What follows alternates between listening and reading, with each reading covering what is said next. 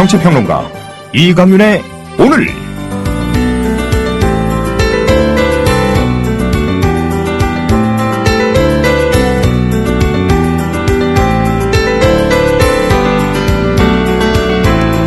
안녕하십니까, 이강윤입니다.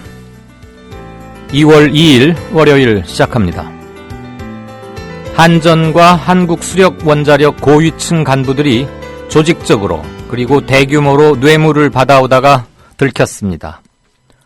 수천만 원대 현금이나 최고급 승용차는 물론이고 자기 자식들이 탈 외제차나 골프 레슨비, 그리고 해외 현지 훈련비 등까지 받았습니다. 뇌물 받을 사람들의 수요에 맞춘 맞춤형 뇌물입니다. 임직원들이 뇌물 받는지 지키라고 보내놓은 감사도 뇌물 받는 대열에 앞장섰습니다. 이명박 정부 때 청와대에서 일했던 사람이랍니다. 이 정도면 얼마나 썩었는지 더 이상 말하는 게 입만 아픕니다. 명절 때 떡값으로 20-30만 원 상품권 받는 인사성 촌지나 박봉 하급 직원의 생계형 뇌물과 질적으로 다릅니다. 내 권한으로 당신에게 이익이 발생하니까 그 대가를 마땅히 받아야 한다는 권리의식의 대가성 뇌물이자 엄밀히 말하면 나랏돈 나눠 먹기입니다. 한전이나 한수원 같은 기업은 최고 수준의 연봉과 복리 후생을 갖춘 국가 기업들입니다. 지난해 정부는 돈을 왕창 풀었지만 4분기 경제 성장률은 0.8%에 불과했습니다. 서민들은 불경기로 죽어나가는데 국가가 인정해준 독점 사업자들은 딴 세상에서 갑질, 뇌물 착취를 하고 있었습니다. 박근혜 대통령님, 국민들과 싸우지 마시고 이런 것부터 뜯어 고치십시오. 도대체 이런 걸 왜 수십 년째 못 고치는 겁니까? 그놈의 자정 결의대회는 언제까지 할 겁니까? 잠시 후 시작합니다. 여기는 아름다운 물의 도시 여수. 마음으로 보고 들으며 나만의 느낌표를 찾아간다. 몸과 마음이 쉬어가는 곳, 우리를 살맛나게 하는 곳, 아름다운 여수로 오세요. 삶이라는 여행이 더 행복해집니다. 포털 검색창에 여수시를 검색하세요.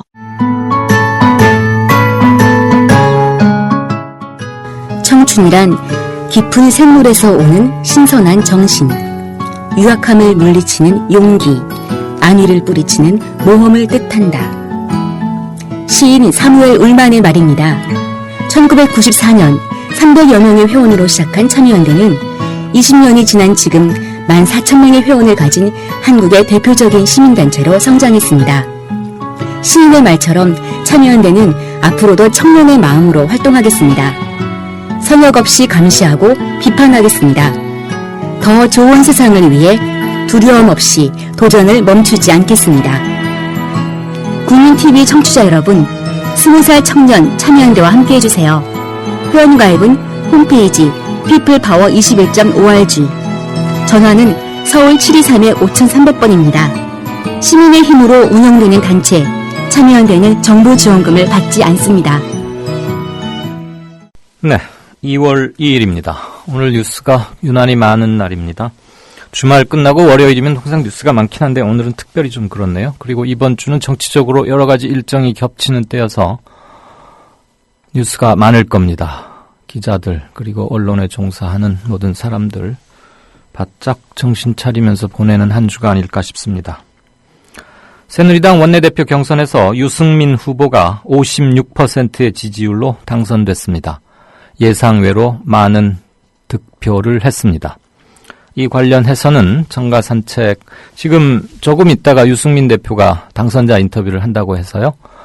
6시 한 43분경에 한국일보 양정대 차장, 유승민 신임 대표의 인터뷰 끝난 뒤에 양정대 차장 연결해서 자세한 얘기 듣겠습니다. 그러니까 평소보다 정가산책이 늦어지는 거죠. 맨 마지막에 진행하겠습니다.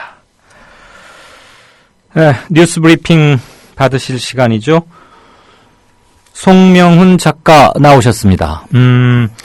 제가 주말에 우리 뉴스 브리퍼 새로 맡아서 일주일 되셨는데 중간 점검이랄까요? 여러 가지 의견을 교환하면서 어떻게 소개받기를, 어떤 직함으로 소개받기를 원하십니까? 혹시 본인이 생각하시는 거 있으십니까? 그렇게 물었더니 2012년 우리 송명훈 작가께서 2012년 통일부 통일동화 공모전에서 할머니의 메밀밭과 두루미라는 작품으로 대상을 받은 동화 작가시더군요. 아주 다재다능하신 것 같습니다. 그러시면서 이게 좀 이 북과 초등학교 보조 교과서에도 실려 있다고 하네요. 그러면서 본인께서 송 작가 정도로 호칭되면 어떻겠느냐라고 말씀하시길래 유시민 작가도 있고 하고 그래서 네, 본인 의견 존중하고 이 외에도 시사월간지에서도 일을 하셨다고는 본인 말씀을 하셨는데 그런 것은 좀 내세우고 싶지 않다 그래서 기꺼이 그렇게 하겠습니다. 그러니까 오늘부터는 시사 브리핑 뉴스 브리핑 송명훈 작가께서 담당하시겠습니다. 그리고 마침 또 스튜디오에 나와 주셨습니다. 인사하시죠. 네, 안녕하십니까. 예. 처음 스튜디오에서 인사드리겠습니다. 송명훈입니다. 네, 이렇게 보고 하니까 훨씬 좋네요. 이제 호흡도 잘 맞을 거고. 앞으로도 주로 이렇게 나오실 거죠? 네, 최대한 자주 나와서 네. 스튜디오에서 같이 진행할 수 있도록 노력하겠습니다. 자, 오늘 첫 뉴스 볼까요? 새정치연합 전당대회 2월 8일이니까 엿새 남았군요. 전망을 좀 해볼까요? 최근에 이제 경선 방식이 대의원 45%, 권리당원 30%, 일반 당원 여론조사 10%, 국민 여론조사 15%로 이렇게 비율이 바뀌었습니다. 예전에 국민 여론조사를 50% 가까이 적용하던 데 비하면 네. 당원들의 어떤 선택 결정이 많이 미뤄지는 힘을 받게 되는 어떤 그런 결과로 나타나고 있고요. 지금 이렇게 해서 초반에 압도적으로 밀리는 것으로 보았던 박지원 후보가 이 당원 투표 비율이 높아지게 되면서 당원 투표 안에서만 한 20%포인트 정도 앞서가고 있는 것으로 최근에 조사가 된다고 합니다. 네. 지금 현재 세 분, 그러니까, 세 분 중에 문재인 대표와 박지원 대표가 좀 앞서가고 있는 양상이고. 후보. 네. 그리고 후보, 이제 이인영 후보는 아무래도 이제 어느 정도의 캐스팅 보트 역할을 할 것이냐에 좀 주목이 되고 있는 상황인데요. 네. 그동안 문재인 후보는 경선 진행 과정 중에 대선 후보 향후 대선 후보 지지율에서 1위로 올라섰거든요. 그런 여론을 몰아서 어떤 인기를 자신의 지지율을 통해 가지고 당의 혁신 그리고 총선 승리를 자신하는 호소문을 발표하고 있는 상황이고요. 박지원 후보는 이제 초반부터 해왔던 당권과 대권을 분리하겠다, 또 자신의 정치적 경륜을 앞세우는 이런 여론몰이를 하고 있는 상황입니다. 네. 그리고 이인영 후보도 세대 교체론과 함께 중산층과 서민을 위한 어떤 민생 정당을 만들겠다고 강조를 하고 있는 상황이고요. 네. 도중에 선거 룰이 좀 문제가 있다. 네네. 정확한 표심을 반영하는데 조금 왜곡되는 거 아니냐, 그래서 룰 바꿔야 한다. 이런 얘기가 지난 주말 사이에 좀 나와가지고 약간 시끌시끌했죠. 이게 이제 전체 여론조사 상황에서 지지 후보가 없는 응답에 관련한 처리 문제가 대두가 됐었는데요. 예를 들어 100명의 지지자들한테 물어봤을 때 50명이 지지를 하고 30명이 A 후보, 또 20명이 B 후보를 했다고 하면 이 상황을 30대 20%로 인정하면 안 된다는 거죠. 네. 지지 여론이 없는 50%는 빼버리고 지지 의사를 밝힌 사람들의 내용을 갖고 해야 되기 때문에 네. 60대 40%로 집계가 돼야 된다는 게 문재인 후보 측의 주장이었고, 또 이런 변화가 일어난 것에 대해서 당 지도부에서는 실수에 의한 걸로 임의로 변경되게 변경된 거기 때문에 원안대로 돌리겠다 하면서 봉합은 됐습니다만은 네. 문 후보 측에서는 이게 일종의 어떤 그 선거에 개입하려는 음모가 있는 게 아니냐 하는 쪽도 주장을 하고 있는 상황입니다. 음모가 있는 건 맞습니까? 그건 뭐 내부적으로 알아봐야 될 부분이지 문 후보의 일방적인 주장을 받아들이기는 좀 그렇다고 하겠죠. 그럼 현재 판세는 어떻습니까? 엿새 남았는데. 박빙세라고 봐야 될 것 같습니다. 왜냐면 초반에는 예. 문재인 후보가 좀 앞서가는 거 아니냐 이런 관측들이 좀 우세한 것 같더니 현재 박지원 후보가 많이 쫓아온 겁니까? 뭡니까? 그거보다는 일단 권리당원들에 의한 투표 참여율이 높아진 경선룰의 변화가 일단 우선이 됐고요. 예. 그 안에서 문재인 후보의 등장으로 인해서 총선과 대선 후보와 어떤 그 총선 권력을 둘 다 맞잡게 됐을 경우에 기존에 이제 친노라고 불리는 문재인 의원에게 힘이 너무 쏠리면서 기존의 민주당 의원 민주당 계열에 있는 대의원들이 탈당도 불사하겠다는 모임을 보이면서 어떤 조직화된 내부에서 반발을 보이고 있는 상황이거든요. 견제 심리가 강하게 작동됐다 이거죠. 그래서 그로 인해서 어떤 이제 표심이 흔들리고 있는 상황인데 네. 앞으로 일주일 동안에 어떤 두 후보의 어떤 선거 전략과 홍보 전략이 이제 남아있는 부동표를 끌어들여서 당락을 결정할 중요한 변수가 될 것 같습니다. 현재 부동층은 대략 몇 %쯤으로 추산됩니까? 15% 전후로 봐집니다. 그러니까 권리 당원이 아닌 일반 당원들, 그러니까 일반 당원들의 지지율 조사가 가장 큰 영향을 미칠 걸로 보이는데요. 일반 국민들 개인 여론 조사보다는 문재인 후보에 대한 압도적인 지지가 많이 줄어들고 있는 경향으로 지금 변화를 보여드리고 있습니다. 어쨌거나 엿새 남았는데 박빙 구도로 접어들었다. 네네. 이렇게 정리할 수 있다는 거죠. 예. 건보료 개혁 백지화되면서 또 한 번 큰 소동이 일었는데 1년 7개월 동안 건보료 개혁안을 쭉 만들어왔던 개선기획단장 맡았던 이규식 연세대 명예교수가 정부의 강한 쓴소리를 제기하고 사표 내고 떠나버렸어요. 네네. 현재 연간 6천만 건 정도가 민원이 발생한다고 합니다. 네. 건보료 관련해서요. 그러면서 175억 원의 재산을 가진 이명박 전 대통령이 2만 원을 내는데, 예.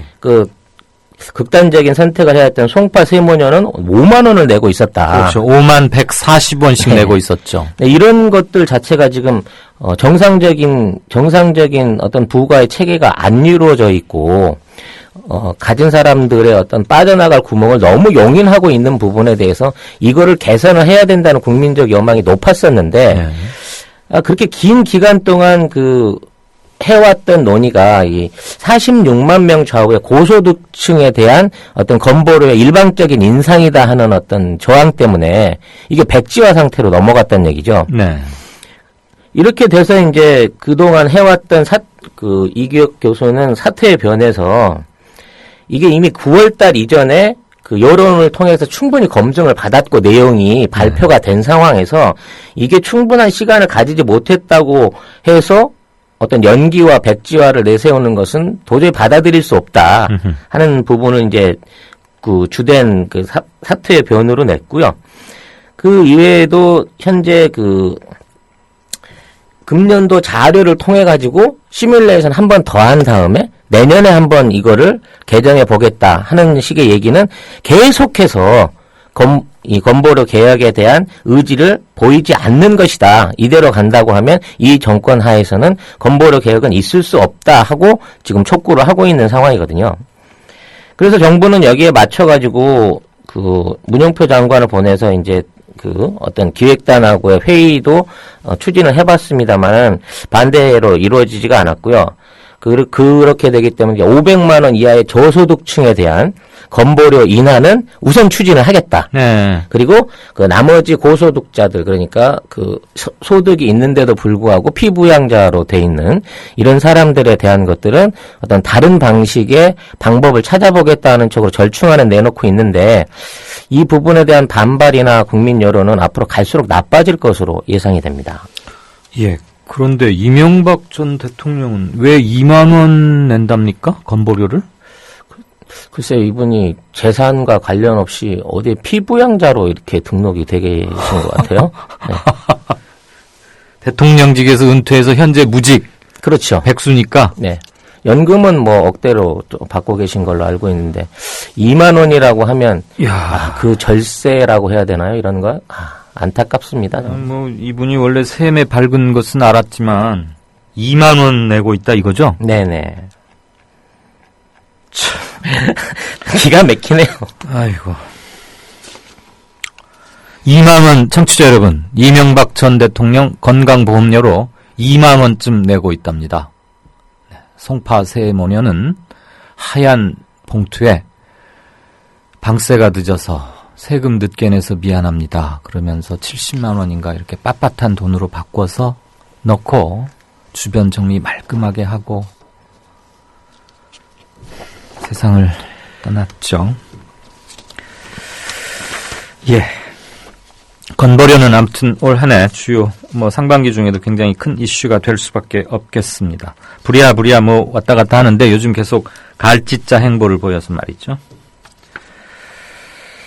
그 AI 조류독감이 지금 작년부터 계속 기승인데 이번에는 경남 고성인가요? 네. 개한테 전염이 된 게 확인이 됐어요. 그러면 새들이 걸리는 조류독감이 어떻게 해서 개한테로 옮겨갔답니까? 조류독감의 그 이종 전염이 전혀 불가한 것처럼 국내에서는 알려져 있는데요. 아니 작년에도 한번 천안에서 네. 개한테 감염된 건 있는데 그 감염 경로나 방법이나 루트가 많이들 궁금해하실 것 같아서요. 일단 감염 경로는 감염된 새를 그러니까 닭이나 조류를 접촉을 하거나 어허. 이제 복용을 하거나 저온으로 살균이 된 상태에서 복용을 하거나 깃털이나 분비물에서도 접촉을 하게 되면 조류독감이 옮을 수 있습니다.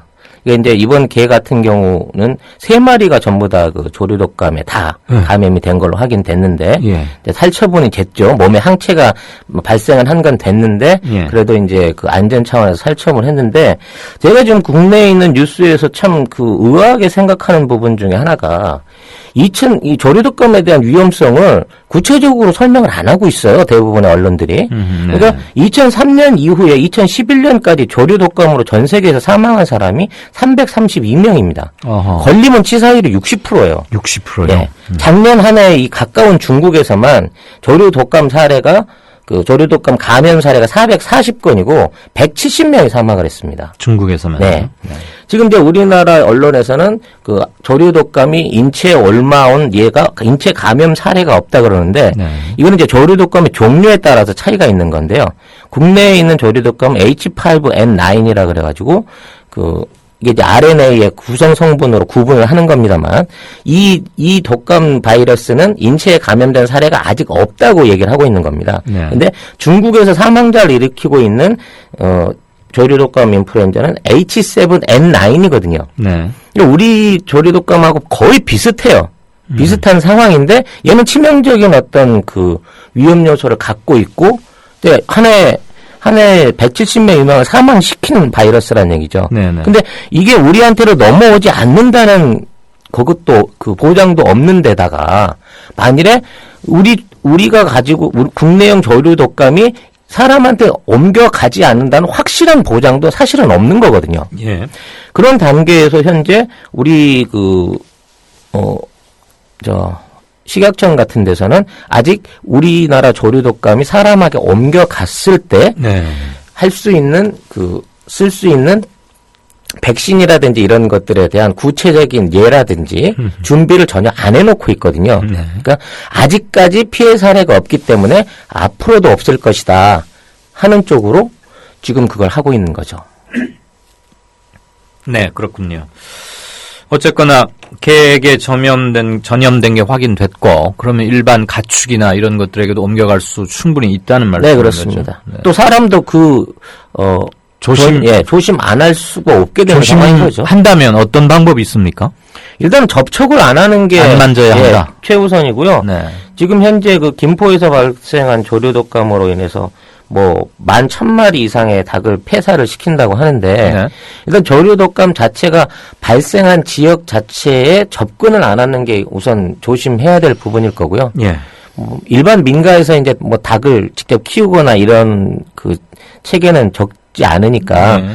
당국이 충분한 그 통제와 방역을 해준다고 하면 조류 독감인 경우에는 어느 정도는 위험성이 덜할 수 있다고 봐집니다. 그리고 조류 독감은 사람한테서 사람으로 옮겨가지 않는 것으로 확인이 되고 있기 사람 때문에 간에는 네. 네. 그나마 그것만 조심하면 어느 정도는 그 안전성을 보장받지 않을까 생각이 되네요.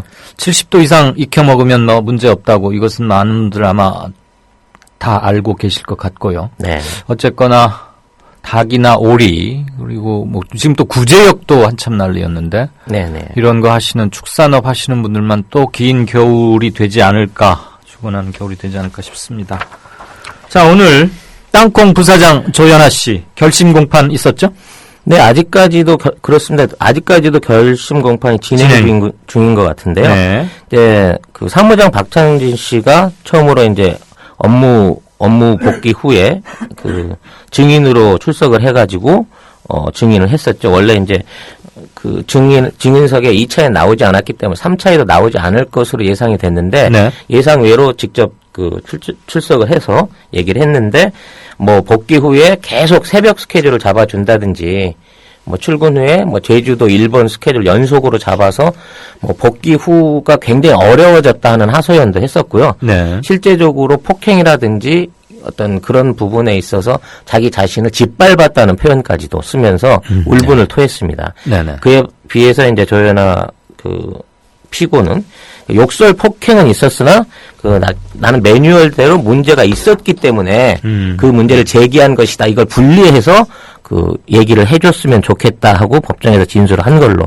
그게 최근 속보로 들어와 있습니다. 네. 이명박 전 대통령의 회고록 내놓고 나서 뭐 자화자찬이다, 뭐 남탓만 한다 말이 많았는데 후폭풍을 진화하겠다고 뒤늦게 나서고 있는 것 같아요. 뭐 직접 나서진 않고요. 이 집필에 총괄을 했었던 김두 전 홍보수석이 예. 윤두현 현 홍보수석에게 연락을 해서 뭐 오해하지 말라는 식의 의사 전달이 있었다고는 하는데요. 이렇게 얘기를 하면서도 또 그 이번 회고록안에서 네. 그 정치적인 사항은 다 뺀 것이고 네. 이 3년 후에 그런 내용을 보충한 2편을 내겠다 하는 또 예고를 그 다른 방향에서 흘리고 있어요. 예, 뭐 시리즈로 내겠다고 그때도 말 나왔죠. 네. 800페이지가 넘는 책인데 도대체 몇 부를 파시고 싶어서 이러시는 건지 그래서 홍보가 참 찬란하네요. 김두 전 홍보수석이 윤두현 현 홍보수석한테 오해하지 마시라. 그런 거 아니다. 이렇게 연락했다는데 뭐라고 답했답니까? 윤 수석은. 그 뭐라고 답했다기 잘 안 전해졌죠? 예, 안 전해졌고 일단 그 오늘 그 대변인이 나서서 이 내용을 전달한 걸로 봐서는 네. 그 외부적으로는 봉합이 되고 있다는 모양으로 보여지기를 바라고 있는 것 같습니다. 네. 그 전화 한 통화로 우리 그런 거 아니야. 그럼 알았어. 그렇게 될 거 아니지 않습니까? 네네. 금리가 뭐 2% 지금 하는 콜금리 2%로 동결된 건 몇 개월째인데 시중 금융상품수는 실질금리 마이너스 시대가 열렸다고요? 그러면 뭐하러 은행 저금하는 거예요? 저금해봐야 마이너스 금리다 이 말은 이자 안 준다 소리 아닙니까? 이자를 안 준다는 얘기보다도요. 네. 일단 기준 금리가 1.9%대 예금들이 네. 출시가 되고 있고요. 여기서 이제 이자 소득세 15.4% 빼고 주민세 빼고 이러면 실제 이율은 한 1.5658% 이 정도 이율이라고 볼 수 있는 거거든요. 네. 그러니까 1억을 맡기면 1년에 158만 원을 주는 건데 네.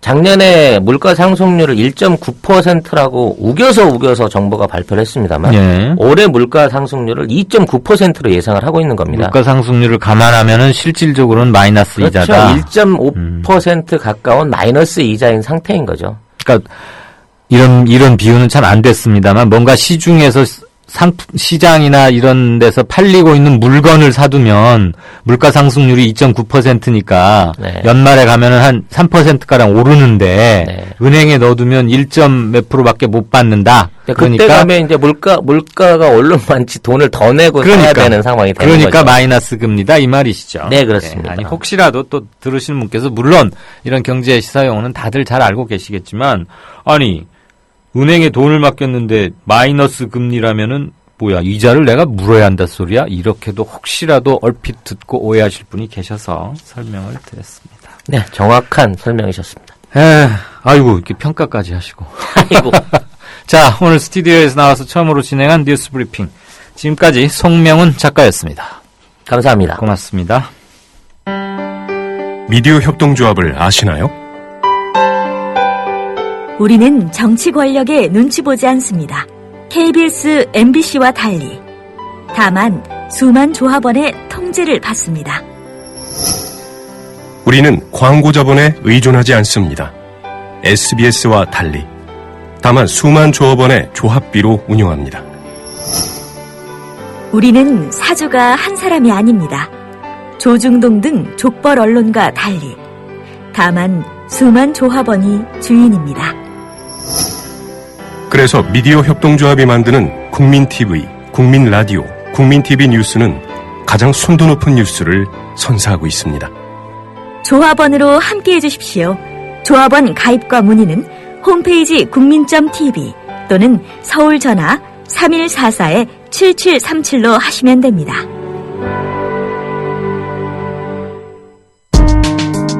조합원의 가장 멋진 책임, 바로 조합비 납입입니다. 미디어 협동조합도 그렇습니다.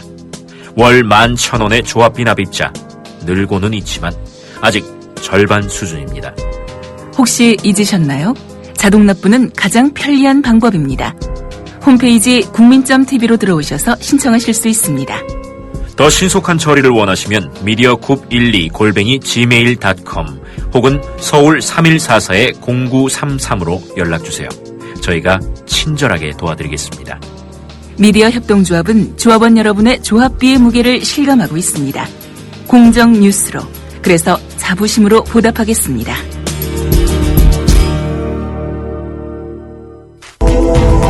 정치평론가 이강윤이 함께하는 국민라디오 이강윤의 오늘.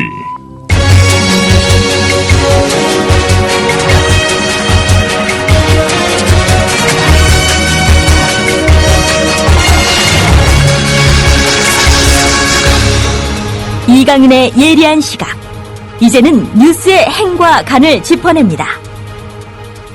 네, 정가 산책을 맨 뒷 코너로 밀면서 조금 진행 순서에 변동이 왔습니다. 행간을 지금 하겠습니다. 오늘 고른 것은 여러 조간들이 다 썼지만 중앙일보가 일면 톱으로 올린 63% 민심의 명령, 대통령이 변할 때다 라는 제목의 일면 톱 기사 한 부분을 먼저 들으시겠습니다. 집권 3년차에 접어든 박근혜 대통령이 정치 입문 후 최대 위기를 맞고 있다. 지난달 30일 발표한 한국갤럽 여론조사에서 박 대통령의 지지율은 29%로 현 정부 출범 이래 최저치를 기록했다. 지난달 9일 40%였던 지지율이 3주 사이에 11%포인트나 떨어졌다. 이런 급락세는 세월호 참사 때도 없었던 일이다. 이 기간 동안 50대, 자영업, 대구 경북 등 박 대통령의 전통적 지지 기반에서 민심 위반이 두드러졌다. 현재 박 대통령에 대한 긍정평가가 부정평가보다 많은 연령대는 60대 이상밖에 없다. 특히 심각한 건 부정평가 비율이 유독 높다는 점이다. 한국갤럽의 1월 4차례 주간조사에서 박 대통령에 대한 부정평가는 평균 57%로 역대 정부의 집권 3년차 1분기 평균치와 비교했을 때 제일 높다. 지난달 29일 조사만 놓고 보면 부정평가가 63%에 달한다. 심지어 새누리당 지지층에서조차 부정평가가 37%로 치솟았다. 네. 지금 대통령 지지율이 다음번 큰 선거에서도 그대로 나타나리라고 물론 생각하시는 분 계시지 않을 거고요. 그 점을 말씀드리라는 것은 물론 아닙니다.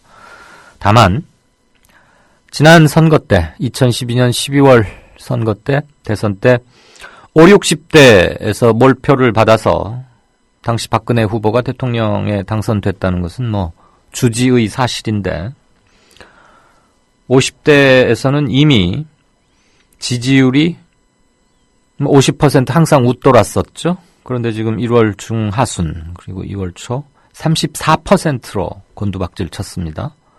그러니까 10명 중에 한 3명 또는 4명 정도만 박근혜 대통령 잘하고 있는 것 같아. 이렇다는 거죠. 60대 이상에서도 55%밖에 안 됩니다. 절반 이상의 지지를 얻고 있는 연령대층은 60대밖에 아닙니다. 60대 이상 어르신들. 요즘은 60대도 청년이니까 어르신이라는 거. 아무튼 60대 이상입니다. 이것은 의미심장합니다. 부정평가 비율이 유독 높다는 것도 여론조사를 읽을 때 꼼꼼히 들여다봐야 할 대목 같습니다. 그냥 지지율이 떨어졌다는 정도가 아니고 잘했다고 점수를 줄 수는 없어. 이게 아니라 못하고 있다. 고쳐야 된다. 왜 뭐가 저렇게 안 되는지 모르겠다라고 분명하게 잘못하고 있어라고 꾸짖는 비율이 많이 높아졌다는 거. 여기에 오히려 지금 단계에서는 방점을 찍어야 하는 게 아닐까 싶습니다. 57%가 반 이상이죠. 60%. 10명 중에 약 6분가량이 못하고 있다는 겁니다. 잘하지 않는다가 아니고 못한다. 그러면 청와대에서는 얼마나 귀담아 듣고 있느냐? 아직 그런 게 가시적으로 보이지는 않는 거죠. 저는 대통령의 국정조사 지지율, 새누리당 지지율, 정당 지지율 이런 것들은 좀 며칠 전이긴 하지만 지난 엊그제 금요일 이강윤의 뉴스 행간에서 잠시 짚어봐드린 점이 있기 때문에 그것을 연속성상에서 다시 말씀드리고 싶지는 않고요. 중복되니까요. 이렇게 빠진 최대 문제는 저는 인사 문제로 꼽고자 합니다. 물론 여기에는 많은 견해가 있을 수 있습니다. 정책 실패도 있는 것이고 모르쇠로 귀 닫고 오로지 자기 혼자 하는 독불장군식 독선도 있고 뭐를 아무튼 잔뜩 깨알같이 적어서 시시콜콜하게 이거 하세요 저거 하세요. 그래서 장관들은 그저 받아쓰기만 하다 나오는 만기 칠남식 국정운영. 그렇게 해서 잘 돌아가면 또 모르겠는데 말이죠. 그걸 꼽는 분들도 계십니다. 다 동의합니다. 저는 오늘 이 행간에서 말씀드리고자 하는 것은 인사에서 어쨌거나 실패했다. 그게 곪고 골마서 2년 정도 누적되다 보니까 이런 총체적인 지지율의 대폭적 하락 그리고 급격한 하락으로 보이고 있다라고 생각을 합니다. 현 정부 들어서 그 인사의 특징을 하나 고르라 하면은 사람에 따라서 조금씩 역시 다를 수 있습니다만 저는 중앙일보의 분석과 크게 다르지 않습니다. 4가지가 없습니다. 일단 사람을 쓰든 또는 물러나든 뭐가 어때서 어쨌고 뭐가 어째서 저렇게 해서 물러난다 또는 기용한다라는 속 시원한 설명이 없습니다. 설명. 두 번째, 인사에는 반드시 책임이 따릅니다. 사람을 쓰면 그 사람에게 기대하는 바가 있고 그게 잘 안 되면 그저 그냥 대과 없이 어영부영 그저 그랬다는 것이 있고 뭔가를 잘못했으면 분명한 과오, 과류로 기록되는 것이고 그에 따른 책임을 묻는 것이죠. 더군다나 정무직이라면 당연히 그렇습니다. 아시다시피 장관은 국무위원입니다. 15명인가 17명쯤 되죠. 국무회의에 가보면 복지부 장관, 내무부 장관, 내무부는 지금 없죠. 국토교통부 장관 이렇게 쓰여있지 않고 그냥 국무위원 아무개라고만 돼 있습니다. 국무위원들 당연히 정무직입니다. 정무직이야말로 정치적 책임을 진다는 것이고 국민 정서나 여론 이런 것들과 아주 민감하게 움직일 수밖에 없는 것입니다. 부하 직원의 비리가 터져도 정책이 대단한 오류를 불러일으켜서 국민적 혼란이나 불이익이 발생해도 또는 무슨 커다란 재해나 참변이 터져서 막대한 피해를 입게 돼도 천재지변임에도 불구하고 누군가가 책임을 진다. 관리의 문제 등 이런 것을 해서 그런 상징성마저 갖고 있는 자리입니다. 그런데 세월호 뒤에 책임진 사람이 누가 있습니까? 제가 오늘 이걸 행간으로 고르면서 얼핏 헤아려 봤더니 이를테면 해경청장 뭐 그러는 건 너무 당연하고요. 4월 16일 참사 당일날 사람 머릿수 잘못 세가지고 구조인원 뭐 그 머릿수 중복 계산하고 잘못 세서 온통 다 혼란에 빠뜨리게 했던 안전행정부 2차관. 네, 얼마 뒤에 물러났지요, 그분.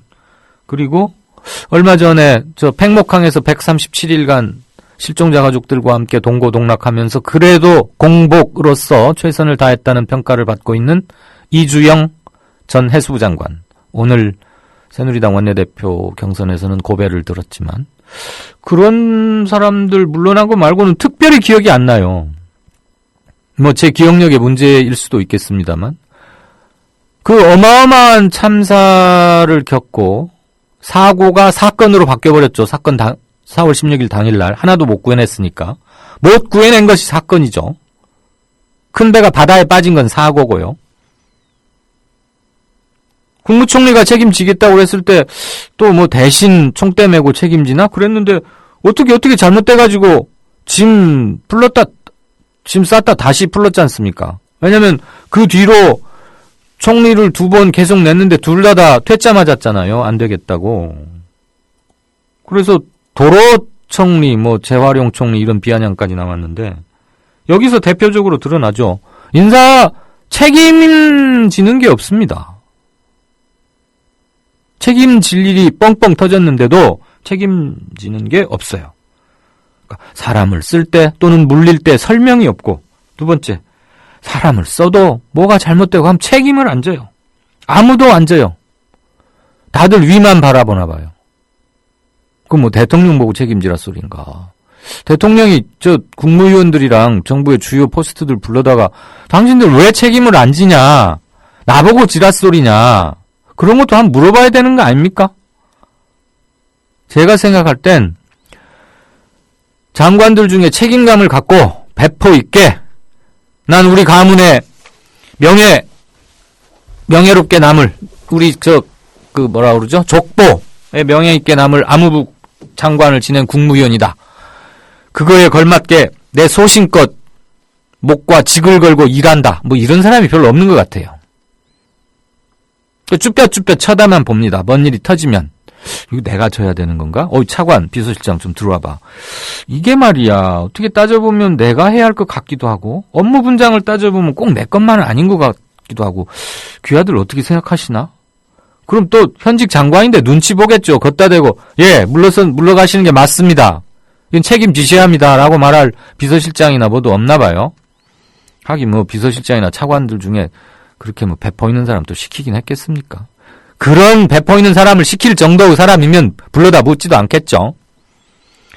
그러면은 가만히 눈치 좀 보자고 청와대에서 어떻게 나오나.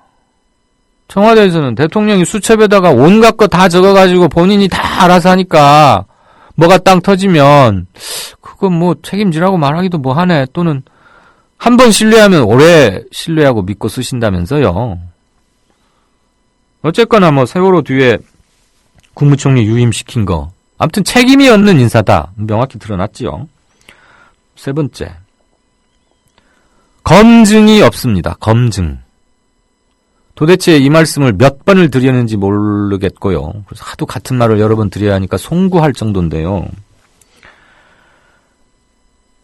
주요 자리가 특정 지역으로 채워졌다는 것은 뭐 다들 알고 계시죠. 한때는 의전서열, 대한민국 의전서열 1위부터 10위까지 중에 대통령 빼고요. 대통령 1위니까 대통령 빼고 2위부터 10위까지 9자리 중에 8자리가 영남이었습니다. TK, PK. 그중에서도 TK가 훨씬 많았죠. 어쨌거나 그냥 TK, PK는 서로 사이가 좀 안 좋고 갈등적 요소도 있긴 하지만 우리나라를 권역별로 이렇게 크게 보자면 예, 저도 이런 구분법 안 해야 된다는 거 압니다. 그거 자체가 지역 감정을 조장할 수 있죠. 그렇지만 현실이니까 말씀은 드립니다. 영남권이라고 묶어서 말하지 않습니까? DK, PK? 다 그쪽 분들이에요. 그러니 박근혜 후보가 후보 때, 그리고 대통령 돼서 국민 대통합하겠다, 탕평 인사하겠다. 이거 올해 신년 기자회견에서 본인 입으로 깔아뭉개버리셨죠? 출신 지역에 상관없이 능력에 따라서 쓰겠다. 그러니까 지역 안배 이런 거 안 하겠다. 이 말입니다. 좋아요. 그러면 능력이라도 있는 사람들 좀 제발 갖다 썼으면 좋겠어요. 참죠? 특정 지역에 편중되는 거. 옳게 검증은 했습니까? 총리들이 왜 둘둘이 줄줄이 떨어져 나갔고, 둘입니까? 셋입니까? 세다가 헷갈리네요. 장관이고 뭐고 아무튼 국회 인사청문회 대상된 사람들을 딱 이름 나자마자 그날 저녁, 그 다음날 아침부터 신문방송에서 그 사람 현미경 갖다 들이대기도 전에 나오는 것들 보십시오. 줄줄이 사탕으로 뭐 하나 깨끗한 게 하나도 없습니다. 도덕적으로 좀 덜 깨끗하고 능력이라도 있냐 그것도 아닌데 그 사람에 대해서 조금 취재를 더 할수록 그래서 이 신문하고 저 신문하고 경쟁 붙어가지고 막 이잡듯이 찾아내서 보도되는 거 보면 신문을 볼수록 페이지를 넘길수록 열불만 나요. 어떻게 그런 사람들만 골라옵니까? 청와대는 뭘 검증했습니까?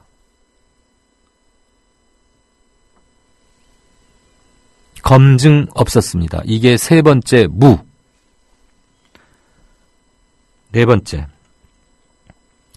대단히 죄송한 얘기지만 능력도 없어들 보이십니다.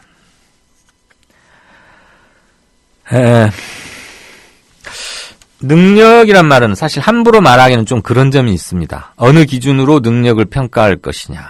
그리고 능력 우선 이 말은 사람을 능력 위주로 이렇게 줄을 세우는 순위화, 서열화시키는 그런 측면이 있어서 조금 그 단어를 앞세우기에는 조금 조심스러운 측면이 있는데 지금 인사정책에 대해서 말씀드리고 있는 때니까 지금 제가 말씀드린 능력을 그쪽 측면에서 한번 봐주셨으면 하는 겁니다.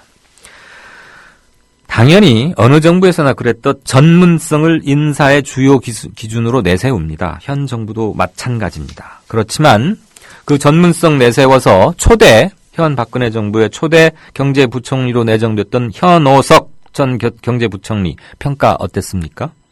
1년 3개월, 15개월쯤 재임했습니다. 짧지 않은 시간입니다. 새 정부의 이른바 박근혜 노믹스를 정착시키고 시정에 이해시키고 시장의 동의를 받고 그래서 함께 굴러갈 기틀을 만드는 게 초대 경제부총리의 일입니다. 15개월 뒤 물러날 때 어땠습니까? 존재감도 전혀 없었지만 시장의 신뢰를 받지 못했습니다. 김종인 이름 아시죠? 김종인 전 비대위원, 한나라당 새누리당 비대위원, 박근혜 캠프의 경제정책, 사회경제 관련 정책 총괄했었죠. 그 김종인 전 의원 나름대로 본인도 경제학자이기도 합니다. 이런 말 했습니다. 현오석 전 부총리가 한 게 없다. 한마디로 15개월에 현 부총리 재임에 대해서 평가해달라니까 한 게 없다. 근데 뭘 평가하냐 이겁니다. 지금 경제부총리 하고 있는 최경환, 당시에는 원내대표였습니다. 2013년 7월에 이런 말 했습니다. 현오석 경제부총리가, 당시 부총리가 우리 경제 현실을 너무 안일하게 보고 있지 않은가 하는 우려가 듭니다. 예. 말을 최대한 점잖게 한 거겠죠. 같은 라인이니까요. 그렇지만 이렇게 표현했습니다. 전문성 관련해서 한두번 더 말씀드리자면 미국 순방길에 따라갔다가 팬티만 입고 인턴 여직원 어쩌고 했다는 그 윤창중 씨 그 이름을 다시 말씀드려서 좀 송구한데 이런 시간에 저녁을 드시는 분도 계실 수 있겠지만 정운찬 전 총리를 정치적 창녀 그렇게 말했고 김대중 전 대통령들에서 아주 극악무도한 말들을 폐륜적 말을 올리고 했습니다.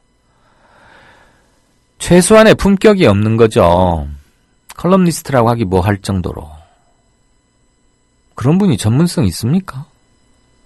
대통령직 인수위 대변인에 의해서 청와대 첫 대변인까지 맡겼지 않습니까? 그 다음에, 아유, 저는 해양수산은 잘 모르는데요. 아무튼 의원님들 지도 편달 받아서 열심히 해보겠습니다. 그러면서 자주 웃으셨던 윤진숙 초대 해양수산부 장관. 바다에서 찾아낸 진주라고 대통령이 특별히 설명까지 했습니다. 어떤 진주였는지는 여러분께서 잘 아셨을 겁니다. 이 외에도 굳이 들자면 뭐 시간이 몇 분이 더 필요할, 몇 분, 7, 8분, 5, 6분이 더 필요할 것 같은데 한양 없이 이 말만 하고 있을 수는 없으니까요. 전문성 없는 분들이 대다수입니다. 이런 건 있었습니다. 아버지들이 짱짱하신 분이었다. 옛날에 지금 장관에 임명된 사람들의 몇 분의 아버지는 박정희 전 대통령 시절에 뭐 귀여움을 받거나 큰 일을 했거나 높은 자리에 갔거나 큰 일을 했거나 부부는 취소합니다. 높은 자리를 지냈거나 박 전 대통령의 귀여움을 받았거나 총애라고 하죠. 그 아들들입니다. 그러니까 백그라운드는 자기들이 볼 때는 확실히 있다고 보는 거죠.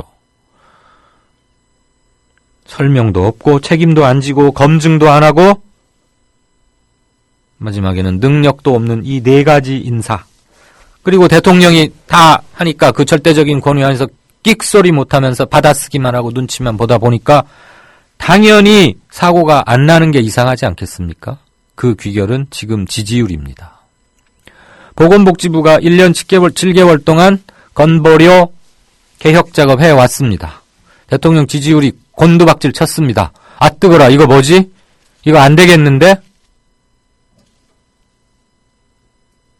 뭐 좀 건보 부과 체계를 바꾼다고? 가진 자들이 좀 싫어할 것 같아? 연말정산 세금 때 받잖아. 난리 나면 큰일 나잖아. 아니야. 일단 그거 덮어. 다시 한다고 해. 아, 밖에다는 이렇게 말을 해. 옛날 자료를 써서 충분한 인구 변화치를 반영치 못했다고. 무슨 말씀이세요?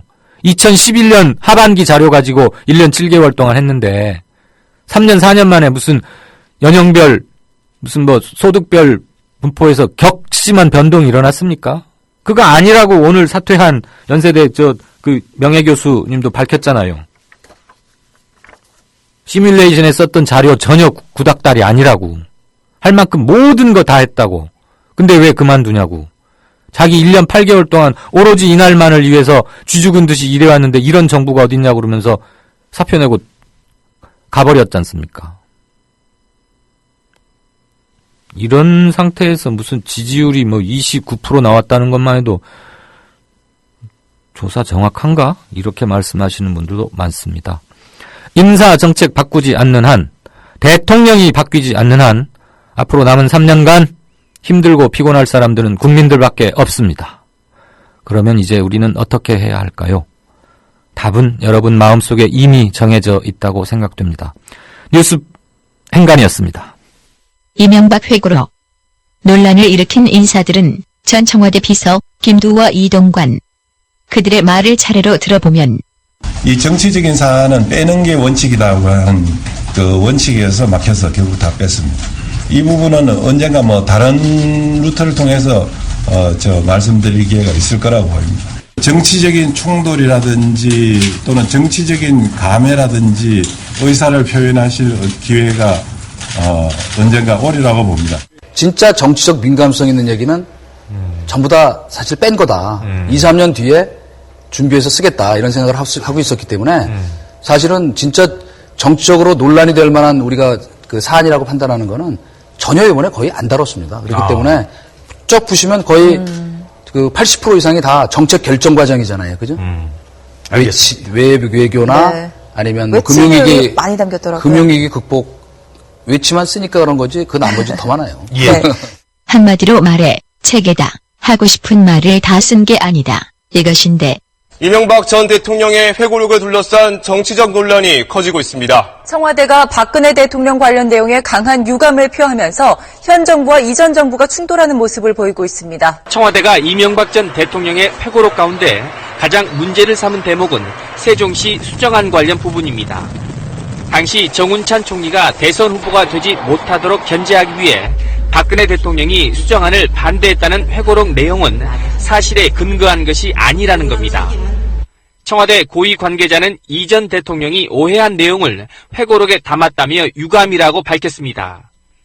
또 이 문제를 정치 공학적으로 해석하는 것이 국민의 단합에 어떤 도움이 될지 의문이라고 비판했습니다. 한편 당사자 이명박은 회고록을 쓴 뒤 가족과 함께 외국 여행에 나섰던 이명박 전 대통령이 어제 저녁 귀국했습니다. 하지만 취재진의 질문엔 아무런 답변도 하지 않았습니다. 청와대에서 회고록에 대해 유감을 표명했는데 어떻게 생각하십니까? 수고 많아요.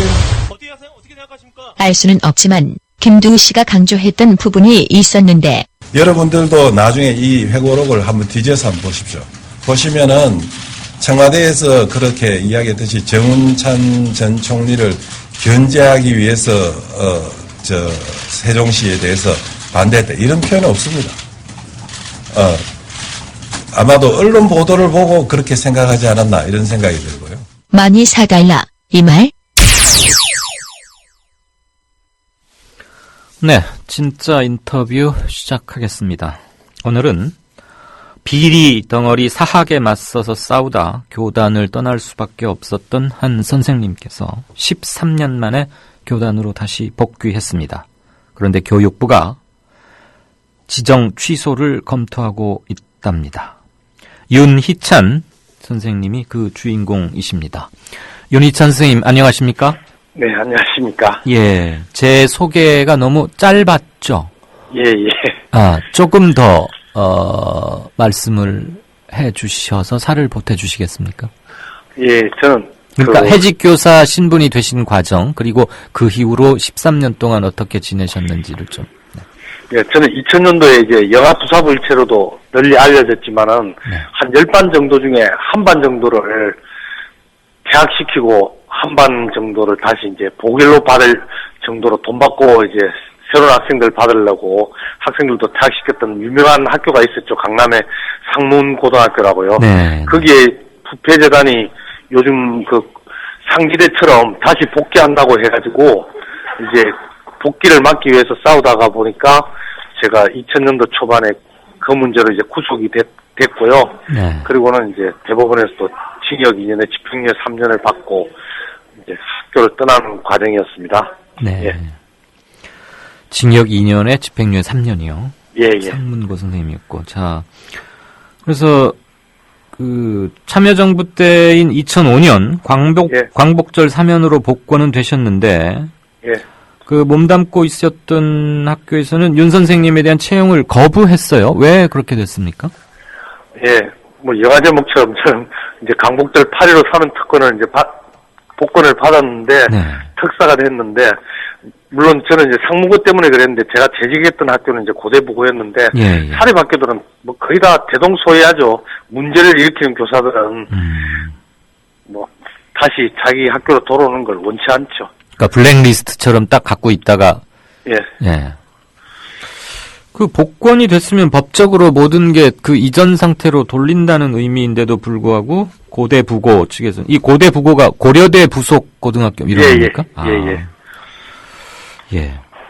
그러다가 이제 우리 윤희찬 선생님께서는 이명박 정부 첫 해인 지난 2008년에 광우병 촛불 집회에 참여했다가 집회 및 시위에 관한 법률 위반 혐의로 다시 구속이 됐습니다. 물론 이번에도 집행유예 판결을 받았는데 어쨌거나 뭐 유죄 판결이긴 하죠. 그때 당시 상황을 조금 부연해 주실까요?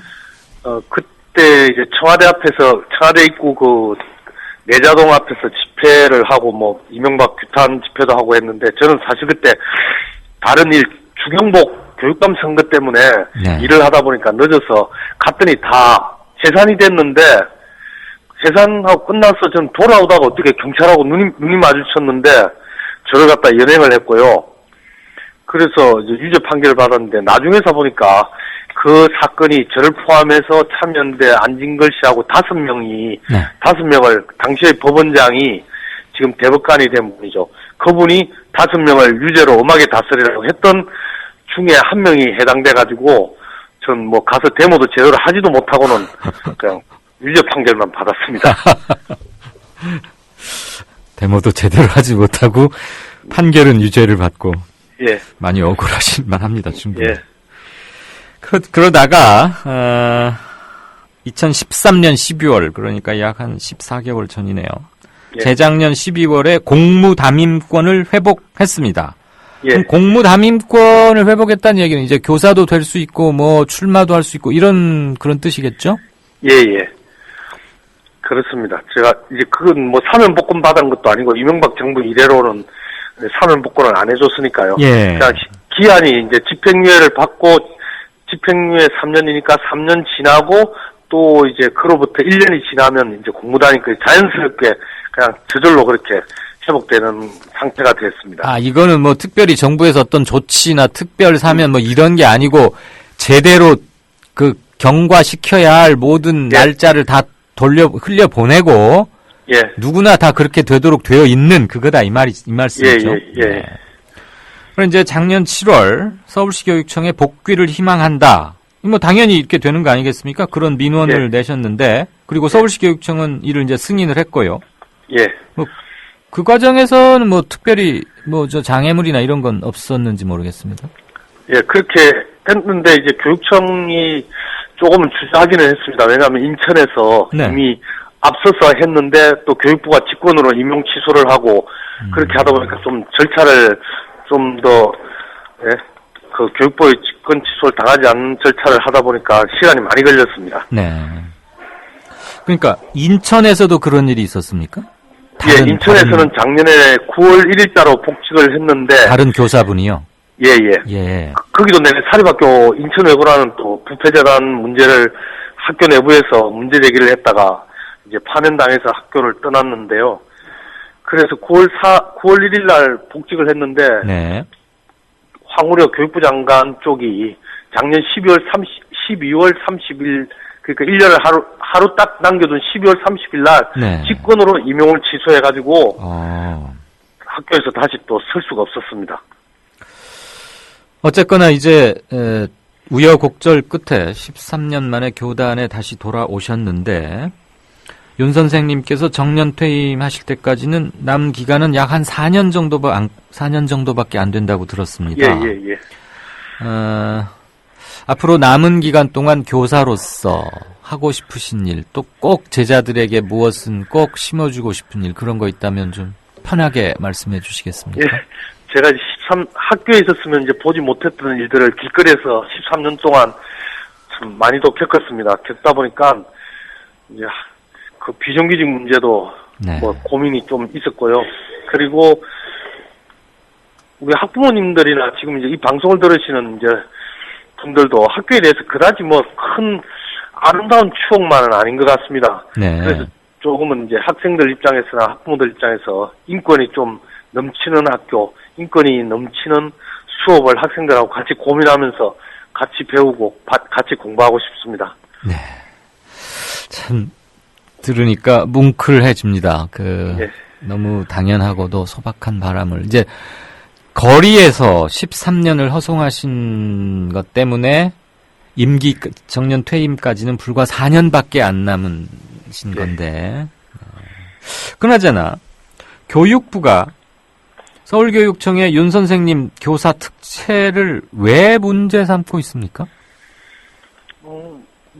그 문제 삼는 본질은 사학의 부정부패들을 정상화하는 게 아니라 그걸 덮어두고 은폐하려고 하는 의도를 가졌기 때문에 그런 것 같습니다. 그러니까 형식적으로는 공개적으로 강범위하게 그 공채를 하지 않았다고 이제 주장하면서 하는데 속 내용으로는 우리나라의 교육의 이제 초중등 교육, 중고등학교 정도 같으면 50%, 대학 같으면 50%도 훨씬 넘죠. 그런데 그 사학들이 대다수가 부정하고 회계가 투명하지 못하죠. 그러니까 그런 문제들을 듣기 위해서 뭐 광범위하게 공개적으로 채용 안 했다는 시비를 걸고 있죠. 그래서 지금이라도 교육부는 그걸 시비를 걸을 게 아니라 사학의 문제를 제기한 분들을 지금이라도 찾아서 상을 주고 그런 내부 비리를 할 수 있도록 도와주는 게 교육부의 올바른 태도라고 생각합니다. 공채가 아니고 특채를 했기 때문에 선발 과정에 문제가 있었다. 그러니까 윤 선생님이 교단으로 돌아오는 것을 보류하거나 좀 손을 봐야겠다 이렇다는 얘기죠, 교육부가. 예. 그럼 지금 서울시 교육청은 윤 선생님을 특채할 때 예. 채용에 관한 규정을 어겼습니까? 아니, 법적인 절차는 모두 다 밟았습니다. 법 절차를 밟았는데도 네. 이제 박근혜 정부 들어서서 이명박 정부 때도 그러지 않았는데 박근혜 정부 들어와서는 이제 더 심하게 네. 사학 문제를 따졌던 분들을 학교로 못 들어오게 지금 계속해서 지금 가로막고 있습니다. 법적 절차를 거친 것마저도 이제 문제를 삼고 있는 겁니다. 그러면 법적인 절차를 다 지켰는데 법 가지고 일하는 공무원들인데 서울시 교육청이나 교육부나 법을 지켰는데 왜 교육부에서는 트집을 잡죠? 뭐 지금의 박근혜 정부가 이 특채 문제뿐만 아니라 다른 것들도 거의 다 뭐 법 절차에 심지어 본인들까지도 법 절차를 어기면서 억지를 부리는 게 뭐 한두 가지가 아니니까.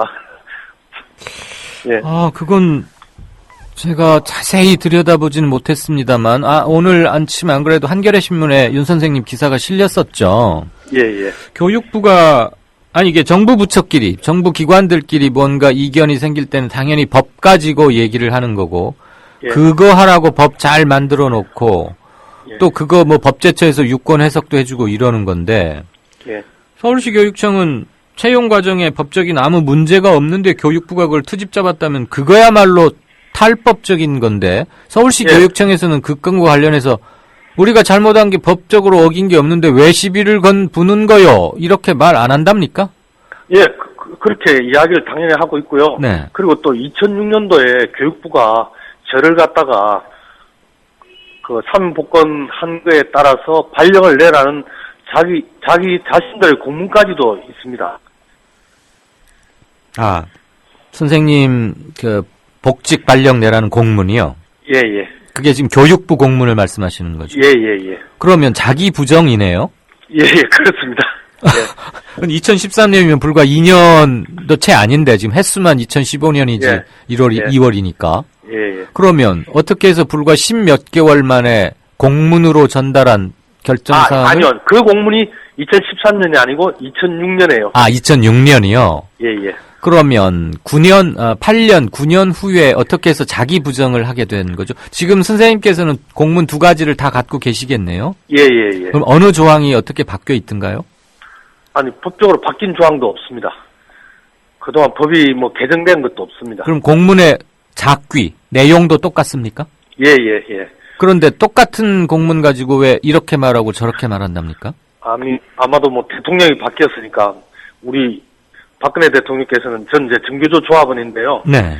이미 대선 과정에서 공개 토론할 때 정교조를 버려지라고 했던 기억이 아직도 그대로 조금 더 시각이 바뀌지 않은 것 같습니다.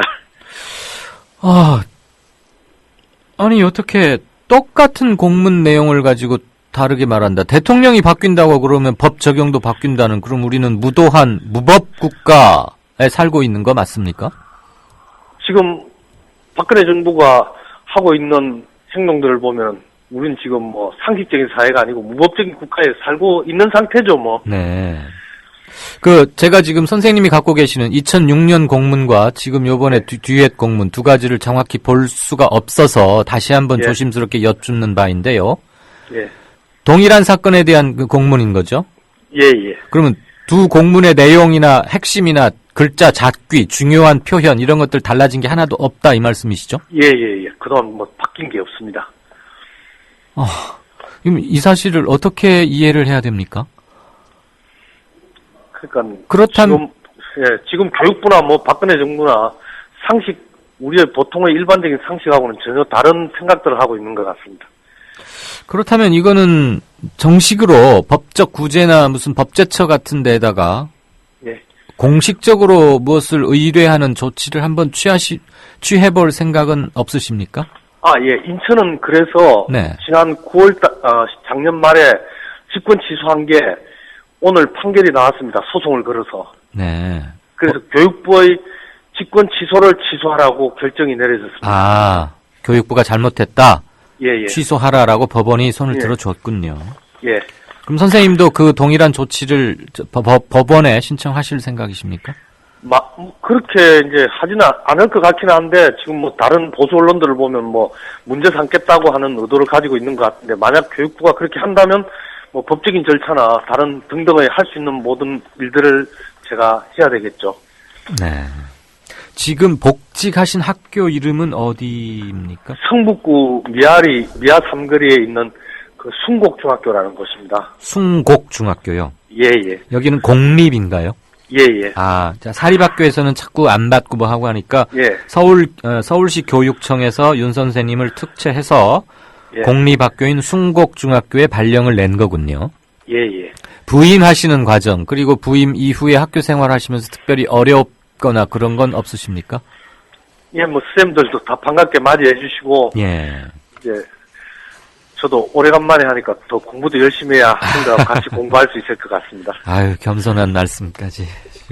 굉장히 말씀을 소탈하게 해주시고, 그래서, 듣기도, 이렇게 정감도 가면서도 한편으로 너무 어처구니 없는 일이 계속해서 벌어지고 있으니까, 뭐라고 할까요? 어안이 벙벙하다라는 표현도 좀 부족하고, 어쨌거나 이것은 한 인간이 겪은, 한 교사가 겪은 뭐 행역 이런 수준이 아니고 서울시 교육청이 교육부를 상대로 명백하게 법적인 시비를 가려서 뭐가 잘못됐고 이것을 교육부로 하여금 더 이상 이런 일이 생기지 않도록 대통령이 누가 되든에 관계없이 국회에서 법을 만들어서 고치기 전까지는 그 법은 태양이 지구의 어디를 차별 없이 비추듯 똑같이 적용돼야 되는 거 아닙니까? 그런데 예, 그렇죠. 네. 저도 뭐 대통령이 법을 제대로 지키는 대통령을 좀 보는 날이 있었으면 좋겠습니다. 예, 지금 대통령 관련 얘기를 아까 한 10여 분 전에 했었는데 윤 선생님하고 인터뷰 과정에서도 또 무법한 얘기가 나오고야 마는군요. 예. 어쨌거나 이건 뭐 언론에도 일부 보도가 되면서 제기가 되고 한 사건이니까 이것이 공식적으로 갈래가 타지고 교육부가 다시는 이런 것을 하지 못하도록 되어야 하겠고 저희들도 지켜보면서 많은 응원이 필요하면 응원을 할 것이고 보도 이런 것들로 늘 관심 있게 지켜보겠다는 말씀을 드립니다. 그리고 네, 고맙습니다. 네. 유명한 또 매체에서 유명하고 영향력 있는 매체에서 인터뷰해 주셔서 고맙습니다. 아유, 과찬이십니다. 유명하고 영향력 있는 매체가 되도록 좀 더 열심히 분발하고 소통하겠습니다. 네, 고맙습니다. 지금까지 13년 만에 다시 교단으로 돌아오신 숭곡중학교의 윤희찬 선생님과 얘기를 나눴습니다. 박근혜 정권은 용산 참사 진상규명에 대한 약속을 했었습니다. 후보자 시절에. 하지만 대못을 받고 살인진압 책임자였던 김석기를 공기업 사장에 낙하산 임명을 시킵니다. 삼성 반도체 공장이나 정부에서 그 자료를 안 내놓고 영업 비밀이란 이유로다가 화학약품, 전리방송 다 감추어 놓고서는 이 피해자 가족들한테 입증 책임을 지라는 것은 말도 안 되기 때문에 분명히 그 안에 아이들이 살아있을 거라고 생각을 하고 있는데 그 귀중한 시간에 어떠한 시도도 하지 않고 진행도 하지 않았다는 게 우리로서는 너무나 가슴 아프고 정말 아마 평생 천추의 한이 될 것 같습니다. 권력이 불편해하는 사람들, 그래서 발언권을 잃은 사람들, 그들의 목소리를 거침없이 전파하는 뉴스K. 장악당하지 않은 뉴스K. 밤 9시, 당신의 선택을 기다립니다. 국민 라디오를 또 국민 TV를 읽는다? 미디어 협동조합 콘텐츠의 관문, 국민TV 뉴스를 아시나요? 뉴스K 등 국민 TV의 모든 기사, 조간 브리핑 등 국민 라디오의 인기 콘텐츠, 주요 방송의 녹취와 뉴스메이커와의 대담, 주요 원고 대본이 여러분을 기다립니다. 국민 라디오와 국민 TV를 한눈에 만나세요. news.국민.tv. 모바일 접속은 m.news.국민.tv. 월간 다운로드 수 1000만. 팟캐스트계의 에이스 국민 라디오가 광고주를 찾습니다. 직접 찾아서 선택해 듣는 방송, 청취 몰입도가 높은 방송, 지상파 케이블 광고와 차원이 다릅니다. 부담 없는 가격, 소비자의 열띤 반응, 전혀 다른 광고의 블루오션을 경험해 보십시오. 국민라디오 @gmail.com으로 문의해 주시면 상세히 안내해 드리겠습니다. 미디어. 네, 6시 40분 들어왔습니다. 다른 때보다 청취자 게시판 보는 시간이 훨씬 늦어졌습니다. 다 보지는 못했는데요. 소리엘님이 오늘따라 게시판이 난리네요. 닉네임 도용하고 한두 분이 아니네. 닉네임 도용 이런 것들은 걸러나는 게 없나요? 그 닉네임 도용과 직접적으로 관련이 있을 거라고 생각지는 않습니다만, 최근에 뉴스 브리퍼 관련해서 게시판이 많이 소란스러웠습니다. 그리고 이 부분에 대해서 제가 진행자로서 제대로 밝힐 건 밝히고 착오를 한 부분은 사과 말씀을 드리겠습니다. 우선 뉴스 브리퍼 교체 관련해서 4분 전에 통보를 받았다는 저의 발언은 담당 PD와의 메신저 확인 과정에서 제 불찰이 있었다는 것을 먼저 말씀드립니다. 지난 1월 26일 월요일 제가 세월호 가족위원회의 유경근 대변인을 진짜 인터뷰할 분으로 섭외를 하고 섭외가 완료돼서 이 같은 사실을 담당 PD, 제작진에게 알렸습니다. 그랬더니 제작진은 저에게 메신저로 우리 측에서도 홍종학 의원을 섭외해놨다. 그리고 새 뉴스 브리퍼로 아무개님이 맡게 됐다라고 알려왔습니다. 그러니까 서로 인터뷰할 사람을 챙기다가 이중 섭외가 됐던 셈이죠. 인터뷰위의 이중 섭외권 해결을 하는 게 급박했던 데다가 누가 그날 1월 26일 월요일에 인터뷰위로 더 적합할지에 대해서 고민을 하고 제가 섭외했던 유경근 대변인에게 연락을 해서 인터뷰 일정을 좀 늦추십시다. 이렇게 인터뷰 일정을 조율하느라고 좀 시간이 많이 소비가 됐습니다. 일의 우선순위에서 뉴스 브리퍼 선정권은 조금 잠시 뒤로 미뤄졌었습니다. 그리고 유경근 대변인과 다음날 인터뷰를 하기로 다시 약속을 잡고서 방송국에 도착해서 방송 시작 4분 전에 담당 PD로부터 새가 날아든다의 찌라시 송명훈 님이 브리핑을 맡게 됐다라고 소개해달라는 말을 듣고 새 뉴스 브리퍼에 대해 추가 설명을 듣지 못해서 그분의 직함을 어떻게 소개해야 할지 난감했던 기억이 지금도 선명합니다. 어쨌거나 문자 메시지는 4분 전이 아니라 3시 23분에 온 것은 확실히 맞습니다. 그런데 이중으로 섭외된 인터뷰이를 조정하는 과정에서 제가 그 문제를 잠깐 신경을 덜 썼다고 할까요?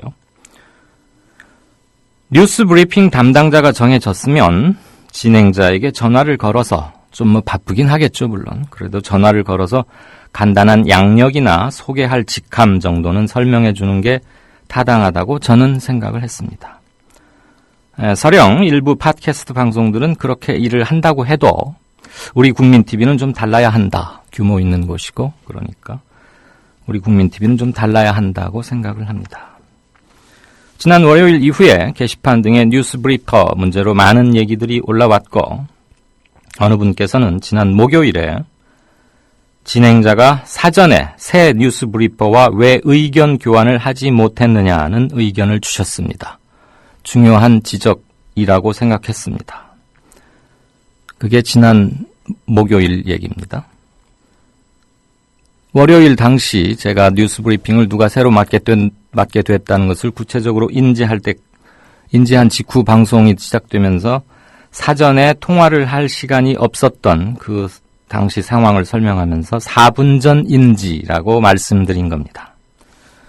어쨌거나 처음에도 말씀드렸다시피 4분 전 통보가 아니라 오후 3시 23분 메신저로 제가 연락받았다는 점으로 정정하고 방송을 통해서 청취자 여러분께 잘못된 사실을 알려드린 데 대해서 정중하게 사과드립니다. 저나 이강윤의 오늘 제작진에게 좀 더 정확하고도 디테일한 소통 체계의 필요성을 절감케 해준 일이었습니다. 앞으로 제작진 간의 정보 공유와 소통 강화에 더 한층 애쓰고 심기일전해서 프로그램의 퀄리티 향상 노력을 다지는 계기로 삼겠습니다. 다시 한번 청취자 여러분들께 걱정 끼쳐서 송구하다는 말씀드리고 청취자 여러분께서도 저간의 사정이 이러하니까 감정적인 댓글 이런 것들은 조금 자제하시고 이쯤에서 사정을 이해하고 일단락 지어주셨으면 하는 바람입니다. 네. 다른 게시판 글들. 애청자 기억님께서는 유승민 새누리 원내대표는 경제민주화니 뭐니보다 우선 새누리당 정부의 준법의식을 깨우쳐야 할 것 같다. 네, 새누리당 정부의 준법의식 상당히 중의적으로 꼬집어 주신 말인가 아닌가 싶습니다. 도박이짱님께서는 예전에 중학교 한문 선생님도 상문고등학교로 전근 가셨다가 징계를 받으셨다고 하던데 어찌 지내시는지 궁금하다. 조금 전에 인터뷰하신 윤 선생님, 남은 4년 지치지 마시고 포기하지 마시고 힘내십시오. 이런 격려 말씀 주셨습니다. 그 닉네임 도용 이거는 좀 어떻게 좀 정리가 되셨으면 좋겠습니다. 이게 누가 일부러 목적을 가지고 그러는 건지 뭔지인데 자칫 글이라는 게 말과 달라서 소통에 꼭 오해가 생기고 그러다가 바로 감정적으로 에스컬레이트 되고 하는데 이런 거는 제발 좀 자제해 주실 것을 청취자, 어느 청취자시든 간에 그런 걸 좀 간곡히 부탁드립니다. 네, 정가 산책 연결하도록 하겠습니다. 자정 팟캐스트의 파라다이스가 열린다. 화요일 0시 기생충의 신비로운 세계로 안내합니다. 정준호, 정혜진의 기생충 펀팩트. 수요일 0시 고양이와 사람의 알콩달콩한 밀당. 한쌤의 야옹스럽게. 목요일 0시 군산의 모든 것 거치고 시원하게 확 까드립니다. 화라 안배. 금요일 0시 여성 기혼자들의 영원한 딜레마. 시월드 탈출 프로젝트. 김선, 김나문의 언더 더 씨. 토요일 0시 최욱의 정영진의 불금쇼 매주 금요일 밤 12시 루저 갱생 프로젝트로 초대합니다. 0시 재미와 유익 감동의 한 보따리 잊지 마세요. 국민라디오 채널 고정입니다.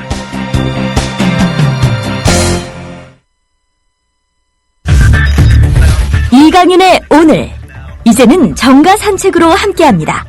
정치권 동향 생생하게 풀어드릴 분은요. 네, 한국일보 양정배 기자 오랜만입니다. 네, 안녕하세요. 우리가 데이트할 수 있는 시간이 8분이 채 안 됩니다. 핵심만 오늘 유승민 새누리당 원내대표 당선됐던데 56%인가요? 그거 딱 깔끔하게 정리해 주실까요? 왜 이겼답니까, 일단? 일단 뭐 가장 중요한 건 내년 총선에 대한 이 새누리당 의원들의 판단, 이게 뭐 1차적인 요인이었다 이렇게 보면 될 것 같습니다. 네. 지금 뭐 연말부터 이 정리의 문건 파동 터지고 또 그러면서 이제 권력 내부 암투설 나오고 또 거기에다가 연말정산 세금 폭탄 논란이 있었죠. 최근에 이제 건보 재정 문제, 개혁 문제 이것도 이제 물 건너갔고 이러면서 사실은 이 서민들, 중산층 서민들의 주머니를 털어가는 일들은 계속 많은데 이건 증세는 아니라고 그러고 대신 법인세는 올릴 수 없다고 하고 환원시킬 수 없다고 하고 뭐 담배값은 올리고 그러니까 계속해서 이 뭔가 이렇게 정부에서 약속한 거를 박근혜 대통령이 약속한 걸 지키겠다고 하는 그 정책 하나하나가 사실은 중산층 서민의 민심을 자꾸 이반시키고 또 이 뭐랄까요 그 의원들 입장에서 보면 지금까지는 뭐 박근혜 정부 출범 이후에 뭐 별다르게 이 민심이 떠나가고 있다. 민심과 괴리된 정책이다. 소통이 안 된다. 불통이다. 이런 지적들이 있었지만 뭐 새누리당에서 별다른 뭐 반발이 나오거나 혹은 뭐 쓴소리가 나온 적이 많지 않았잖아요. 거의 없었는데. 거의 없었죠. 네. 근데 이제 이 강고하게 콘크리트인 줄만 알았던 박근혜 대통령의 지지율이 30% 밑으로 떨어지고 당의 지지율도 이 정당 지지율도 지금 새정치민주연합과의 격차가 한 자릿수로 접혀져 있는 그런 여론조사 결과가 나오기 시작했고 더군다나 이제 올해 상반기 지나고 나면 곧바로 이제 총선 국면, 내년이 바로 총선 아닙니까? 네. 딱 1년 한 2개월, 3개월 남았는데 이렇게 보면 새누리당 의원들 입장에서 보면 이대로 가다간 특히 수도권 같은 경우는 총선 어렵다. 근데 이런 위기의식이 굉장히 커진 거죠. 절박함이 생겼다고 봐야 되는 겁니다. 네. 이게 이제 변화와 혁신. 그래서 이 박근혜 대통령과 청와대가 이 대등하게 뭔가 문제가 있으면 지적하고 또 이 순서기를 하겠다, 할 수 있을 것 같은 그런 사람을 이제 원내대표로 더 선호했다. 이렇게 보는 게 가장 맞지 않을까 싶습니다. 이대로 내년 총선은 힘드니까 뭔가 새로운 기풍을 넣어야겠다 이거죠. 그렇죠. 예. 그 조금 전까지 유승민 신임 원내대표 당선자가 기자들하고 인터뷰했다는데 그 자리 계셨죠? 예, 예. 핵심만 좀 정리해 주실까요? 두 가지 정도 지적을 할 수 있을 것 같습니다. 일단 하나는 이 유승민 의원 같은 경우는 이제 유승민 원내대표죠. 이 유승민 원내대표는 뭐 누차에 걸쳐서 제가 뭐 말씀을 드렸었는데 사실은 TK 본류이고 어떻게 보면 보수 진영에서는 사실 가장 보수적인 성향이면서 동시에 이 경제정책, 복지정책, 사회정책 분야에서는 이 중도 개혁적인 색채가 굉장히 강합니다. 네. 그러니까 지금까지는 어떻게 보면 이 참모로서의 유승민의 모습만 보였었다면 그리고 이제 이 박근혜 대통령과 조금 소원해진 뒤로는 사실 이 언론 노출도 거의 없었죠. 그런 점에서 보면 이 여권 전체 입장에서는 이제 새로운 이 대권 후보군의 가능성이 있는 새로운 좀 뭐랄까 중견 정치인의 등장 이런 이제 정치적 의미가 있을 텐데요. 네. 오늘 실제로 저희도 이제 따로 인터뷰를 했고 오늘 기자간담회도 따로 가졌었는데요. 가장 주목되는 부분은 바로 증세 문제입니다. 그러니까 이 복지 문제를 해결하는 데 있어서 네. 지금 가장 중요한 게 바로 세금 문제 아닙니까? 그렇죠. 이 세금을 걷어서 어쨌든 복지를 늘린다면 이건 이제 기본적으로 말이 되는데 지금 현 정부의 정책 기조 자체가 이 대선 때부터 증세 없는 복지를 강조를 해왔는데 오늘 유승민 원내대표는 이 부분에 대해서 증세 없는 복지 기조는 틀렸다. 문제가 네. 있다라고 딱 잘라서 얘기를 했었고요. 예. 다만 이 증세 문제는 좀 신중할 필요가 있다 이렇게 얘기를 했는데 이게 이제 복지정책 부분을 어느 수준까지 어떻게 확대할 거냐라는 문제는 당연히 국민적인 공감대 하에서 추진되어야 되고 결국 재원 자체가 국민들의 호주머니에서 나오는 거기 때문에 예. 이 그런 정도의 공감대를 형성하는 작업이 없이 어떤 식으로든 정책이 추진됐을 경우에는 문제가 생길 수밖에 없다는 그 프로세스까지 대충 이 제시를 했는데요. 이에 따라서 아마도 이 3월, 4월, 5월, 이제 5월, 6월 되면은 정부에서 내년도 예상안을 짜기 시작하는데 이 과정에서 당정 간에 좀 협의 과정이 있을 것 같고요. 그때부터는 좀 진짜로 이 증세 문제가 본격적인 궤도에 오를 거다. 이런 예상을 뭐 가능하게 한 대목이 하나가 있었고요. 네. 잠깐 하나 질문해도 돼요, 짧게? 네네네. 증세 없는 복지는 없다. 딱 못 박았는데 그럼 청와대 입장하고는 확 틀리네요. 그렇죠. 청와대에서 얘기한 거는 지금까지 증세 없는 복지로 가겠다는 네. 거였는데 그러면 엇박자 파열은 계속 나지 않을까요? 청와대가 입장 선회하지 않는 한? 그렇죠. 이제 그래서 이제 두 번째 문제가 중요한 건데요. 네. 그래서 이제 두 번째 문제를 말씀드리려고 한 건데, 이게 이제 당과 청와대와의 관계 설정의 문제입니다. 지금 오늘 유승민 원내대표는 딱 잡아서 어제 정부와 청와대가 이제 정책 조정 협의를 만들겠다고 했잖아요. 그거에 대해서 당이 빠진 거는 이해할 수 없다. 네. 만들려면 당정청 협의체를 만들어야 한다. 이렇게 못을 박았습니다. 그러니까 결국은 민심의 전달 통로가 당인데 당이 빠지고 이 정부와 청와대끼리 이렇게 조정을 해봐야 결국은 민심을 반영할 수 없고 당은 뒷북만 치게 되는데 이런 식의 정책 조정은 오히려 문제가 될 수 있다. 이런 지적을 한 거고요. 예. 이게 이제 결국은 청와대와 김무성 대표가 처음에 이제 당선됐을 때 이 청와대 할 말은 하는 당대표 이런 얘기를 했었는데 실질적으로 이 집권 여당에서 원내대표의 중요성을 감안을 하면 유승민 원내대표는 이 정책 협의를 통해서 그 부분을 충분히 담아내겠다. 뭐 이런 의지를 밝힌 걸로 보이고요. 잘 돌아갈 것으로 보입니까? 일단 저는 유승민 원내대표의 뭐랄까요? 그 정치적인 그러니까 뭐랄까요? 그 표현이 좀 딱히 정치력? 그러니까 뭐 정책 능력이 굉장히 뛰어난 사람입니다. 그랬죠. 뭐 여의도 연구선장도 하고. 그렇죠. 죄송해요. 우리가 30초밖에 안 남았으니까 정리 미안해요. 그런 점에서 보면 네. 지금까지의 원내대표와는 좀 다른 결을 보여줄 거는 분명해 보입니다. 두고 볼 가치가 있는 선거였다. 이렇게 보십니까? 그렇죠. 예, 그렇습니다. 잘 알겠습니다. 오랜만에 서 반가웠고요. 내일 다시 연결합시다. 예, 고맙습니다. 정가산책 한글보 양정대 기자였습니다. 이강윤의 오늘이 준비한 순서는 여기까지입니다. 들어주셔서 고맙습니다.